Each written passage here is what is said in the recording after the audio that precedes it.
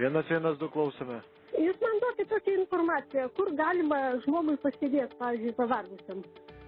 Geležinkelio stoties rajone. Čia policija? Taip, dėstykit, kas nutiko. Galėčiau užsimiegoti pas jūs, nes neturiu kur miegoti. Ne, ne viešbutis tamsta. Na, aš supratau. Ieškokite kito viešbučio. Norėčiau paražėti namo. Aš dabar esu Lazdynų ligoninėje stotelėje. 118 skambinkit. Bet aš neturiu pinigų. Tai ponas, policija taksi paslaugų neteikia. Aš moku mokesčius ir jūs tipo netikit man spaudujus.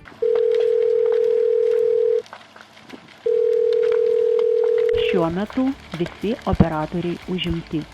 Nepadėkite ragelio ir sulaukite, kol atsilieps operatorius. Neužimkite skubios pagalbos tarnybos linijos be reikalo.